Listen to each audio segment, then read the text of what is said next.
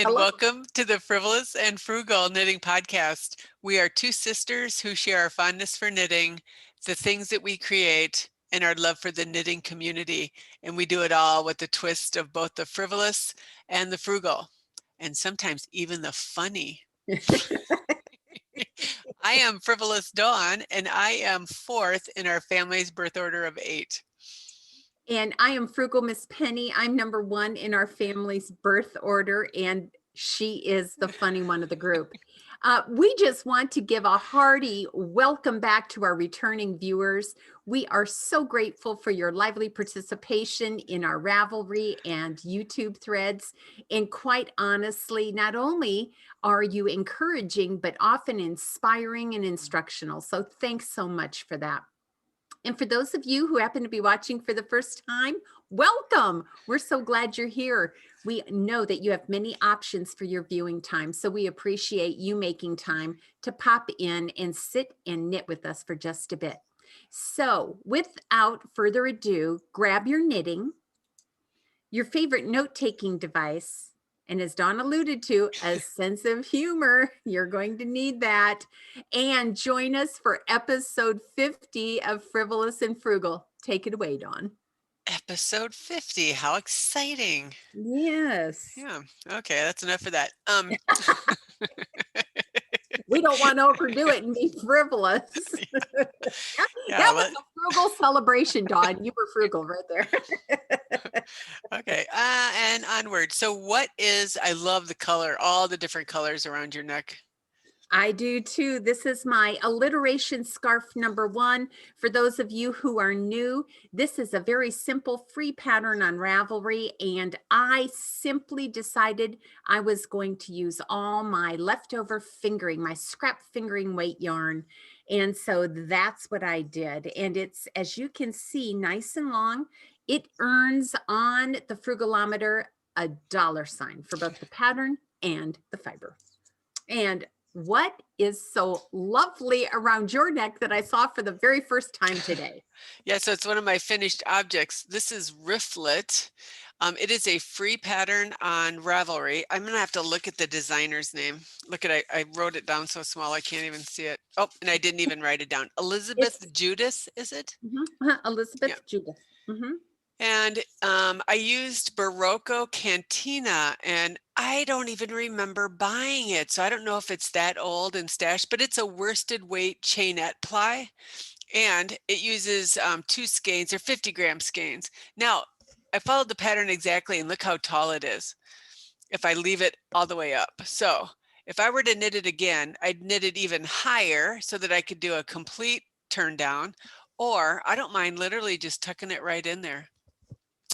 And I think it kind of makes me look like a Catholic nun. It does. Now, it's light gray, so it's not quite the white of a habit, but you could call me Sister Margarita. For more than one reason. Yeah. I thought you were going to break out in Dominica Nick. I would if I could carry a tune in a bucket, but hence the reason I knit and I don't sing. I liked it. I think I started it Tuesday and ended it Thursday. It is a very fast knit. I don't know if I would change a thing about it. I think this time of the year, I'm liking cowls. So if I feel cool, I can have something up against my neck. And, this reminds me of when we were kids and we wore Dickies. Yes. Right. We tucked those in, but this one I'm leaving out. Arne and Carlos have come out with a series of colorwork Dickies this year. So I think they must be starting to be kind of the rage. So yeah, like in a US 8, I believe. So yeah. And I think, big needle, worsted weight, fast project. Absolutely. Yeah. So what does Miss Opal have on behind you? Miss Opal has the Empress Shawl. Not new to those of you who have been watching for some time, but this is a pattern unpublished by May Robertson, and I received that pattern when our Yarn Craven local yarn shop was open. It is knit in Mirasol Umina, and I knit that on size 8s and size 10.5s. Has a lovely lace border with a picot bind off, just a very nice lightweight shawl. On the frugalometer, I gave the fiber $3 signs, and for the pattern, it was $1 sign. It was a gift from Miss May. And she never published. No, I don't believe she did. Wow. Now, I could be wrong. She has gone into, she's now an author. She is Oh, writing oodles and oodles. So she may have done that, but I haven't been back to the shop in months. Yeah. Since at the beginning of COVID, I think was the last time I was back. wow. So yeah. And just very quickly, let me mention what Mo is wearing because I want to see what Ruby's wearing. Mo is wearing the Camaraderie beanie. It was one of our knit-alongs for the virtual knit night. I knit that in Plymouth Encore. And by the way, that pattern is by Sandra Saraswati. And we knit that as a knit-along just toward the end of last year. Very nice, fun knit. It is probably earning $1 sign for both the pattern and the fiber. And for me, that was hat number 26 on 45 hashtag 45 hats, 45 designers. Yeah, we haven't talked about that hashtag in a while. Oh, you know what, too? I just messed up something, Dawn. That was knit on size 8s and 10.5s. This was knit on a size 5 or 6 Oh, needle. cool. Well, I Just guess that's the beauty of our show notes and Ravelry are down below. Absolutely. So Absolutely. if anybody questions or needs to know more. Yes. So tell us, what is Ruby Well, wearing? Miss Gorgeous. Ruby is wearing another Melanie Berg shawl that I knit. It's called Perhaps. It is a crescent shape, my favorite. Blue Sky Fibers Alpaca Silk. Why not? It is luscious. It looks white on the screen, but that's a super, super light pink. That's called blush. The bright pink was the guava colorway. And then the blue is called blueberry. Delightful, delightful. I love the colors. I love the combination of crescent and stripes and lace. I love it all. That was knit on a US 7. On the frugalometer, I'm going to guess the pattern was probably $2 signs. The yarn, I never recorded it, but Blue Sky, I'm going to guess probably 3 on the frugalometer for the dollar signs. Very pleasing to the eye. I just love looking at it. I need to cast on another Melanie Berg. Oh, so how many projects do you need on the needles at one time, Dawn? I know, and I'm not going to make any UFOs, so I just want to cast it on. I'm not going to. Okay. Until maybe later today. You need some self-control and restraint. And when you get to that point and you want to cast it on, call me. I'll talk you out of it. 2 words never used to describe me. Self-control and restraint. All right. Cool. So what are you working on? What's on your needles? Remember, I'm a monogamous knitter Yeah. for 2021 and into the month of February. So it's working so far. I am working on the gown from the tapestry set. It's part of a christening set that I'm making for my granddaughter who will be born this week. And the pattern is by Judy Lamb. And if you'll remember, this is where I was last week. Oh, yeah. Oh, but that was on the front side. So, yes, this is what monogamy does, Dawn. It allows you to make progress. So this, you can see right where the marker was. That's where I was last week. So I finished the front side of the gown, bodice and all, and started the back side. So I just did this to mess with your head. You did. Anyway, so I think it'll be finished this week easily. And then I'll go to my next project. So I have a plan that how I'm going to knit so that I don't get too overwhelmed or burned out. And I'm knitting it in Plymouth DK Dream Baby DK. And for the record, can I just share something? There are so many spots in the skein where I've had to stop because the yarn is raveled or messed up 6 times in one skein. So that's a good question because that happened on this brioche shawl I'm knitting. Do you just cut that flaw out and then, What I do is I leave it hanging. This is yeah, where I wish I had my a document camera. So I leave it hanging. You yep. can see right there, and then I'll go back and snip it in half and weave it in. And I have a couple places along the edges where the same thing happened. So I think I'm going to send them a note because these are 50 gram skeins, and 6 of these in a skein, Yeah, 6 in one 50-gram skein's too many. too many for me. Yeah. Yeah, yeah. So what about you? What are you knitting on? I am working on the model I'm going to do for a class. It is called the Beginning Brioche Scarf by Patricella Lavanya. It is a paid for pattern on Ravelry, although I think I got it when it was free. But anyway, I'm going to be teaching a class in 2-color brioche worked flat. I am using Plymouth Encore Chunky in the gray and the navy blue. And you can see I still struggle a little bit with tension. So some of the stitches do look a little bit wonky. And then there's the back side. So brioche is a reversible fiber. There's always one side that I find more pleasing. Now this is a superwash yarn, so this will block out beautiful. And then of course I always use a right side marker. I think that is just imperative to mark the difference between right side and wrong side in brioche, but super squishy, very inexpensive yarn. So assuming I got the pattern for free, and I'm using Encore Chunky, I'm going to give them both a $1. I'm just going to make this as long as the yarn I have. I bought 100-gram skein of each. I think if I was making a scarf that I would wear, I always try to shoot for that 100-inch. I'm going to bet maybe I'm only going to get 70, 75 out of this.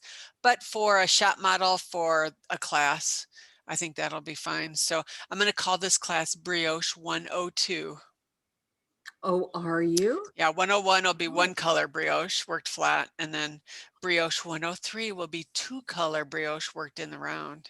So we'll Oh, see if that wow. works. Those classes aren't until like March, April, May, so I have plenty of time Yes, you to do. perfect those. And yeah, so that's good. So that is one of the things on my needles. And since you're monogamous, nothing else on your needles? How Nope. boring. How Anything boring. else? Oh, how boring. So what other 7 projects do you have on your needles? Here's my update on Winter Lights by Stephen West. Dawn. I, Ah, that's gorgeous. I have moved to 2 60-inch needles now. So I finished the honeycomb section. I think I was maybe around here last week. I took Yes. out my stitch marker. So the honeycombs are done. I'm doing another bobble, so it'll look just like this bobble line, and then starts the border. And I was telling them with knitting on with the aunties last night, this main color, this lightest teal, I'm down to 12.2 grams. And so I have a few more rows to do, and then starts the border, which is just the the remaining 3 colors, basically the 3 colors of the honeycombs. It's knit on a US 4. I'm using Amanda Hope yarns, Aussie superfine fingering, and I bought a gradient pack in the teals. So happy with all of that. It's getting big. I don't know It why that is. doesn't surprise me, but yep. Then once you block it, you're going to make it squeal, so it's going to be even longer. Yeah, and let me show you a picture so you can kind of see where I'm going from here. So I'm doing this bobble line right here. So the next is, I'm going to call this feather and fan. I don't know if it is because I haven't read that far, but it sure looks feather and fan. So I'm going to have the 3 remaining colors, and they're going to repeat for a total of 2 repeats, and that's how it'll end. And if I get to use the majority of the yarn, I'm going to be thrilled. So my goal, 2 weeks from today, I'd like it to be a finished project. Oh, I bet it will be. You knit so rapidly. Well, it all depends on the number of meetings I have in a week. Or like if I have any wait time, between like That's true. teaching and picking up my son. So yeah, so that is The other thing on my needles, the rest of the stuff is just the ongoing, like tenacity continues. We'll talk about that when Miss Brianna joins us next. Mhm. So anything off your needles? Nope. Oh, I have a couple. Oh, imagine that. Yeah. Do you remember when we first started podcasting, we used the term COFO, We cast did on, cast on finished fin- off? So this is a COFO, and so is this. What? Look at you, Dawn. Look at that pom pom. Okay, So, I suppose I should talk about the hat first. yeah. Well, you know what? We should probably explain that COFO is something that you cast on and finish in between episodes. Yeah, So and we always cast on and finish, right? But right, this is something she cast on between episode 49 and 50, which was 1 week. She has 2 COFOs. and very simple worsted weight. But this is called Peggy's Cap. It's a free pattern on Ravelry. The yarn is simply worsted by Skacel. It was knit on a US 8 and 1 skein. So I'm part of this. I guess is it a program, whatever, a club at Silver Thimble a quilt and yarn shop in Green Bay, Wisconsin, where every month we're going to do a 1 skein project. So this was the January project. I love the yarn. It did bleed a little bit, but since it was a solid, I didn't think that was a big deal. And of course, I just put on one of my white pom-poms from Czechoslovakia. The pattern was written for it said it was sized for child/teen, and it was the only size available. And I thought I was going to have to increase, but the other ladies who were ahead of me said, no, it'll fit perfect for an adult, and it does. So I think this is going to go in the gift box. And yeah, if you're looking for a quick project, actually good for a relatively new knitter as well. So, because it's the nice rolled brim. So again, Yes. Peggy's Cap, and the designer of that has a fun name. Ya loves to knit. That is fun. So if we ever design, we need a cool name like that. The only other thing I wanted to show, and it kind of segues into what I'm learning, is I knit a pair of, well, I cranked a pair of socks on the machine. And so this is just a heritage print. This is a lady size 10. For those of you who may be relatively new, I have an Erlbacher Gearhart Speedster. That's a hand crank circular sock machine. I always start my socks off with 1x1 ribbing, and then I move to 3x1. And then I continue that 3x1 down the front of the sock or the top of the sock, but I just do stockinette along the bottom.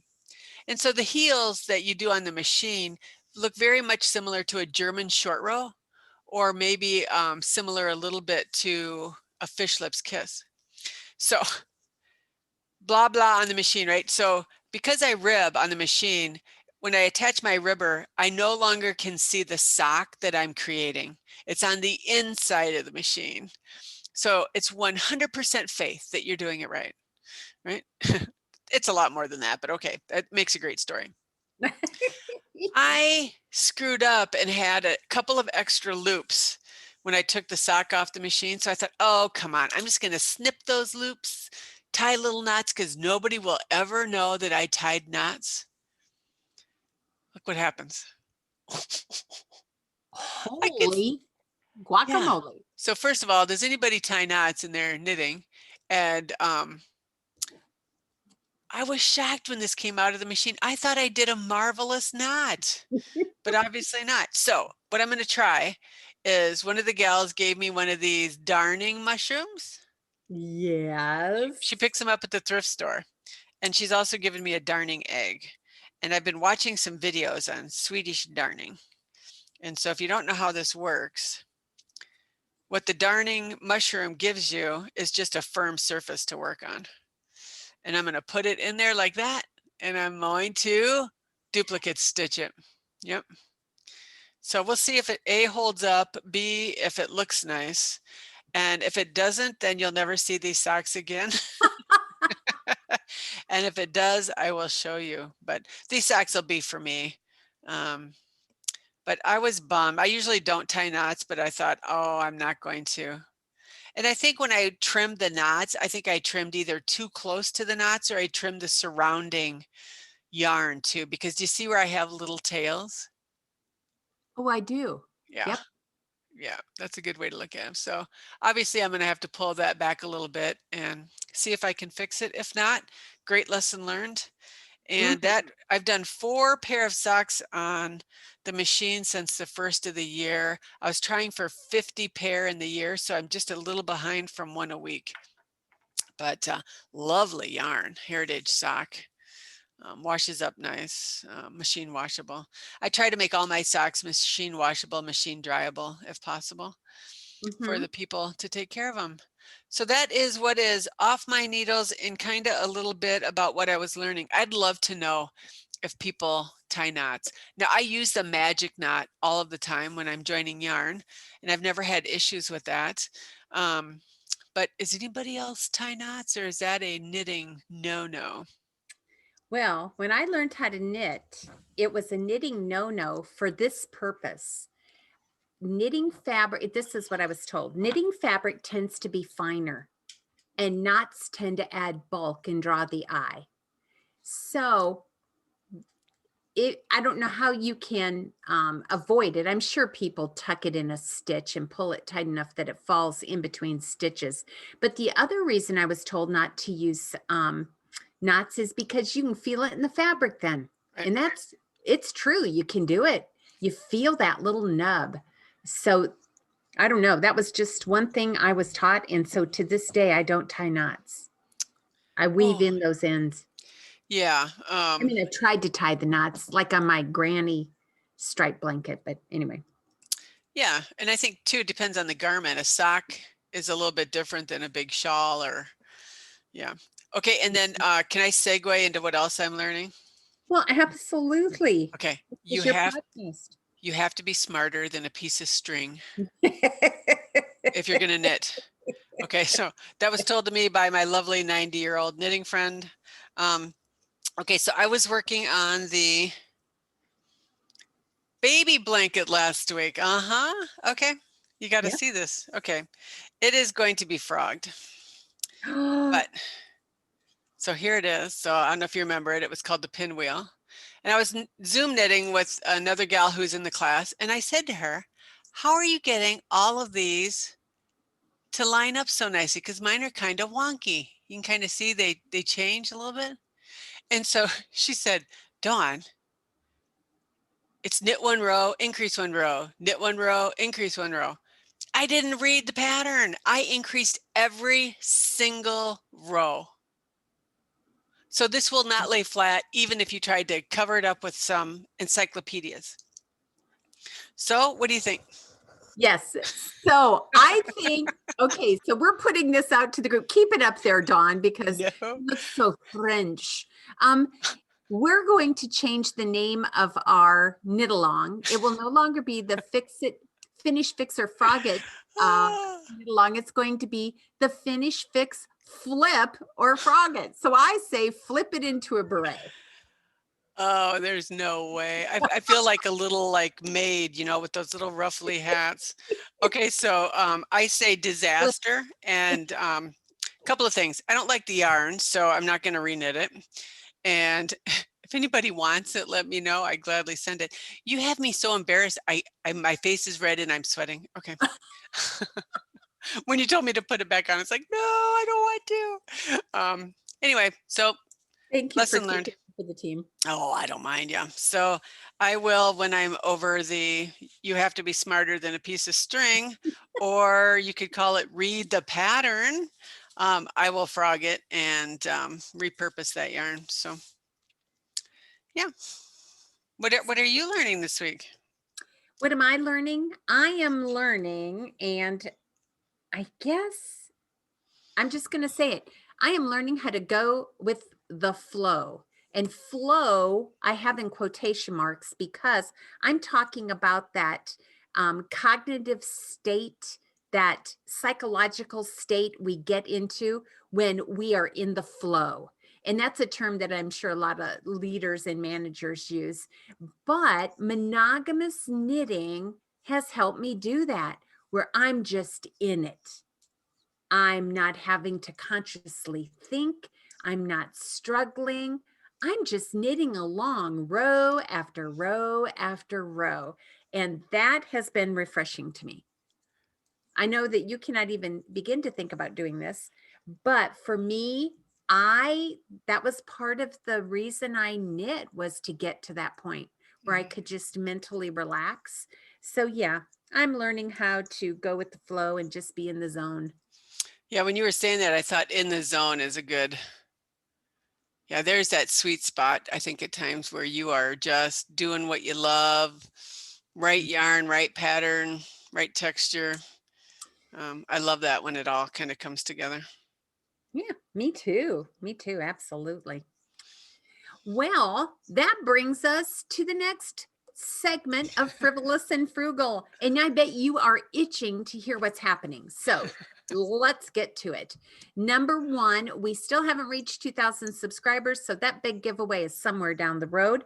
However, we do have a YouTube giveaway coming up. So in the notes after this episode, we would like you to answer the following question if you'd like to be considered for our totally random drawing. The question for this week's giveaway is this: what is the project you've knit and you wear most, and why? So we were talking about that last night. Are there just those things that you have knit and you wear them all the time? And if somebody said, why do you wear them? What would you tell them? Is it because it fits? Because it's that knitting trifecta? It's the right color. It's the right texture. It's the right fabric. What is it? So please, if you want to be entered into our drawing, answer the question, what is your favorite project to wear and why? Our next finish, fix, flip, or frog it Cal drawing is going to be during episode 52. So you'll have to stick around for that one. But we also have a couple of events that we'd like to share with you. We will be having our February nighttime virtual knit night on Saturday, February 13th from 7 to 9 p.m. Central Standard Time. As always, we will have the Zoom link posted in its own thread in Ravelry about an hour before the event starts. And if you are not on Ravelry, all you need to do is email me at my email address in the notes, show notes, and I will be sure to send you an email with the link in it. Now, for those who have not ever participated, that was just very poor grammar. For those of you who have never participated in a virtual knitting event, I just want to share with you that ours is 2 hours of nothing but knitting chat. That's all we do. We are talking about our knitting. Everyone gets to choose their own level of participation. We invite the participants to show us what's on their needles or off their needles. And likewise, we will have a guiding question from our dear Miss Carol.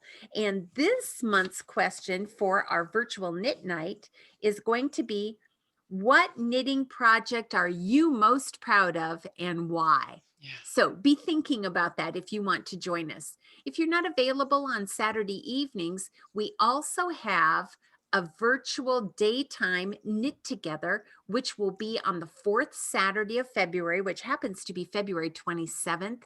We will be knitting together from 10 a.m. to noon Central Standard Time. Once again, it's going to be choose your own level of participation. The meeting link will be posted in Ravelry about an hour before the event. I will also email that to the knitters who are on our emailing list. And our guiding question for that knitting event is going to be, what was your favorite knitting project and why? So it could be your magnus opus. It just could have been a project that was fun and you would do it again in a heartbeat. Try to see if you can tell us why. We would be very interested, because I think most of our participants would walk away with the feeling that you and I have, Dawn. It's an inspirational and encouraging 2 hours. You'll walk away with more ideas than you can imagine. And you may want to throw in enabling too. I've been known to purchase during that episode. Imagine that, Dawn. Yes. So if you are just needing to be enabled, you'll want to join us. And we are going to have a featured guest Yes. during our February virtual knit night. So, dear Miss Jen is a follower of our podcast, and she is from Newfoundland. And she is going to be sharing with us the history and the beauty of the Newfoundland mitten. And so we are going to feature her during that knit time together for a short time. And then maybe, because someone always needs something to knit, we are going to have a knit along associated with her presentation. So we hope you can join us. Did I leave anything out, Well, sister? no, you always need more projects to think about. So I'm thinking those mittens will be a good challenge. I think so too. And So, if you'd like to look at them, 2 of them are now being featured as single patterns on Ravelry, but there is a whole collection of them in the Icelandic, no, what is it called? What's the title of it? saltwater mittens. Saltwater mittens. So I have that book, but it's in the other room. Now, can I just say one thing that's not knitting? If you can't join us, oh, there's the book. You've got it right in front of you. Very good. Very good. So we hope to see as many of you there as possible, and we're looking forward to meeting with you. So in the meantime, Dawn and I hope that your week is a sweet twist of the frivolous and frugal. Have a wonderful week, and we look forward to seeing you in episode 51. Thanks for joining us. Bye-bye. Bye.